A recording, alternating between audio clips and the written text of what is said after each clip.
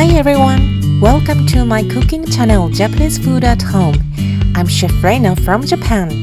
This time, I'm gonna show you how to make Kuri-no-Shibukawani. Kuri-no-Shibukawani is a type of candied chestnut, which is made by simmering chestnuts with the brown inner skin on in a syrup. At the outset, I should tell you that this is very time-consuming work and requires to have a lot of patience. But the final product will be very tasty and well worth it.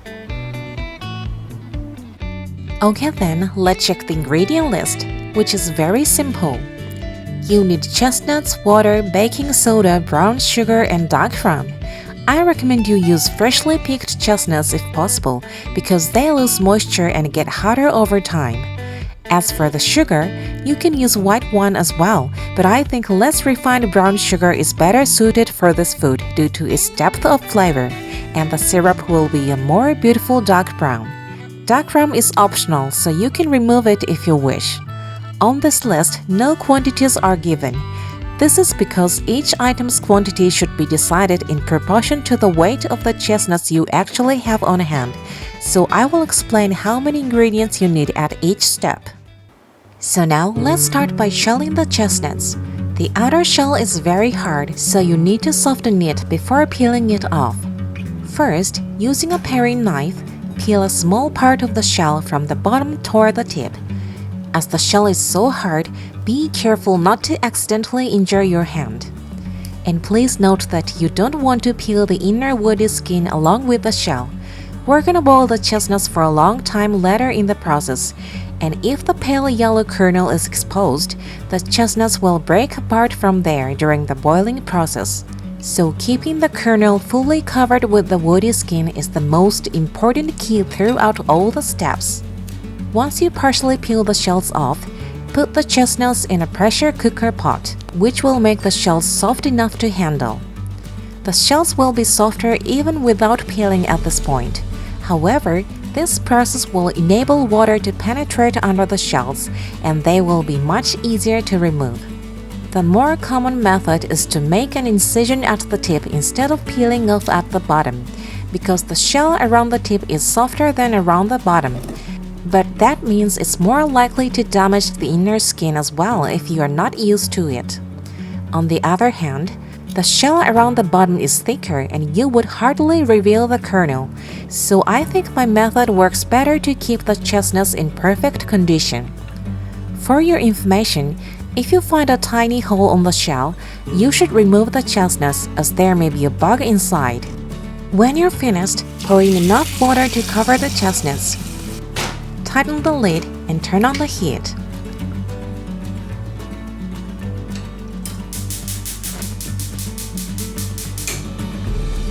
Once it starts to boil and the safety valve comes into play, lower the heat and cook for 15 minutes. After that, turn off the heat and leave it for a while until the safety valve goes down. As soon as the pressure cooker is ready to open, loosen the lid and start shelling the chestnuts. To prevent your fingertips from being stained, put on rubber gloves. In addition to that, you may want to put an oven glove on your non-dominant hand so you can keep holding a very hot chestnut.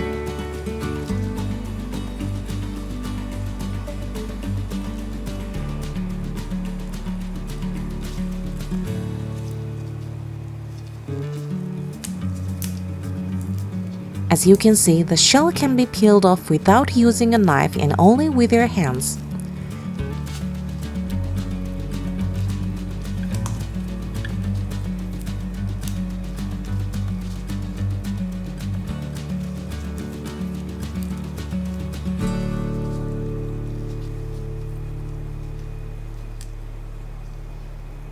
If the shell at the bottom tightly sticks to the inner skin, you don't necessarily have to peel it at this point. As I mentioned earlier, the most important thing is to keep the inner skin intact to protect the kernel.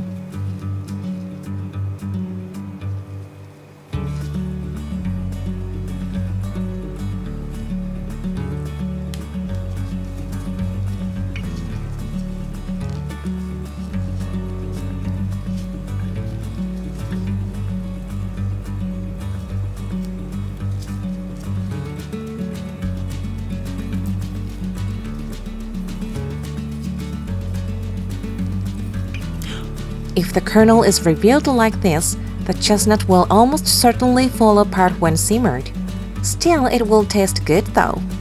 You know, this process is very similar when you peel the shell of a soft-boiled egg. If you go boldly, you may fail, so you need to handle it carefully and gently. Having said that, make sure to finish shelling while they're still hot, as the shells get hotter as they cool.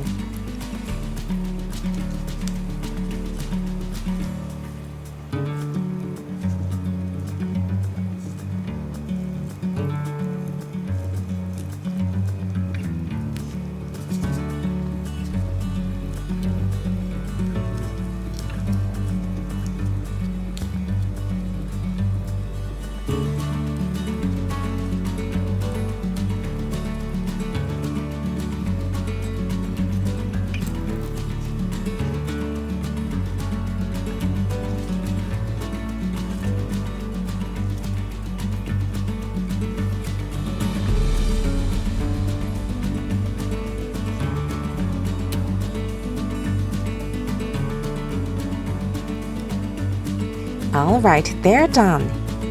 Next, weigh them and write down the approximate total weight, so you'll be able to calculate the amount of sugar and water for the syrup based on the chestnut weight. After shelling, place the chestnuts in a pot along with enough water to cover. Sprinkle a bit of baking soda, a teaspoon or so per liter of water. Then turn on the heat. The baking soda softens the fibrous skin. Once it starts to boil, lower the heat to a gentle simmer so the chestnuts won't move around unnecessarily. Then cook for 10 minutes. Skim off the foamy scum as needed, but the boiling water will eventually be discarded, so it doesn't have to be done so carefully. After the 10 minutes, transfer the chestnuts to another pot. At this point, remove the remaining outer shell if any are left.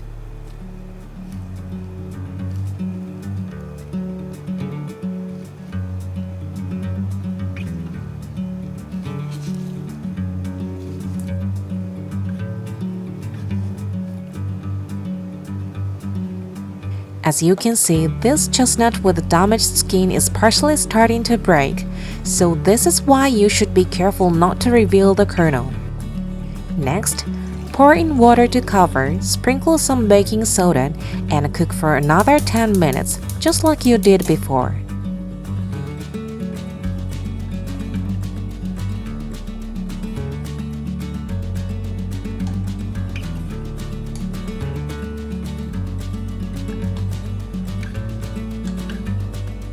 While simmering the chestnuts, wash the emptied pot, fill it with water that would be enough to cover the chestnuts, and bring it to a boil so you can transfer the chestnuts to this clean boiling water as soon as the 10 minutes have passed. By this time, the chestnuts have started to soften to some extent, so if you put them in cold water right from hot water, the chestnuts may crack due to sharp temperature changes, so you should boil new clean water beforehand. This time, you don't have to add any baking soda, just simmer the chestnuts in water for 10 minutes. Repeat this process once more so you simmer the chestnuts 2 times with baking soda and 2 times without baking soda for 40 minutes in total.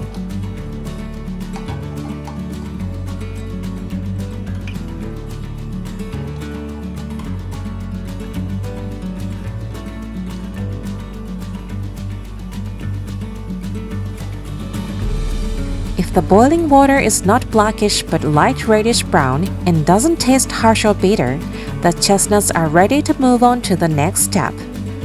If they are not ready, change the water and boil for another 10 minutes in the same way. For your information, the stained blackish boiling water is commonly used for natural dyeing.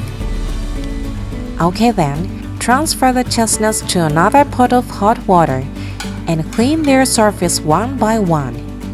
What to clean with depends on the person. Some use bamboo skewers, others a toothbrush or sponge, and I always use tweezers.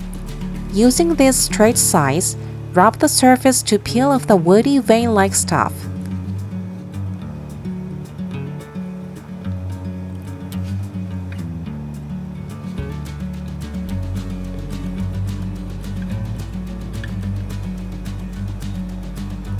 Again, it is most important not to expose the pale yellow kernel underneath, so clean very carefully.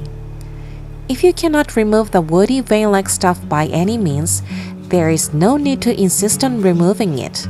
The ease of cleaning varies depending on the chestnuts, so just try to clean them as best you can.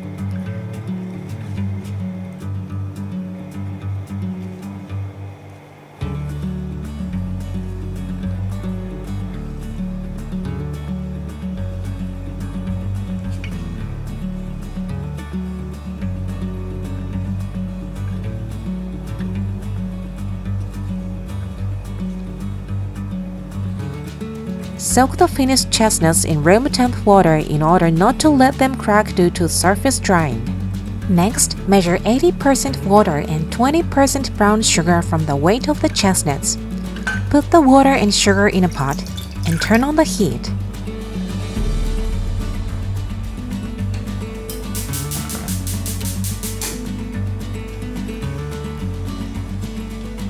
Once the sugar is dissolved, add the chestnuts. When it starts to boil, skim off the foamy scum.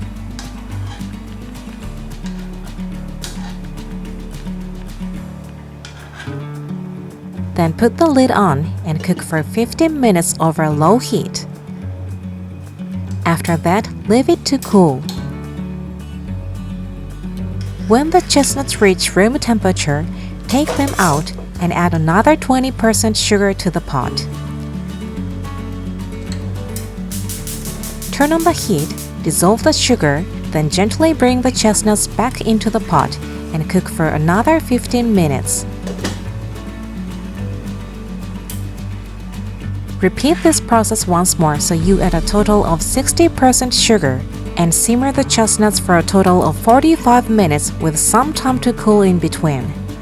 The reason why the sugar is not added all at once is that if the chestnuts are suddenly simmered in a syrup with high sugar content, the surface will dehydrate and become hard. Therefore, it is necessary to gradually increase the sugar content. In addition, by having the cooling processes during the intervals, the chestnuts remain cooked with the residual heat, which makes them softer and sweeter without causing them to fall apart. Finally, when the chestnuts reach room temperature, place them in a container.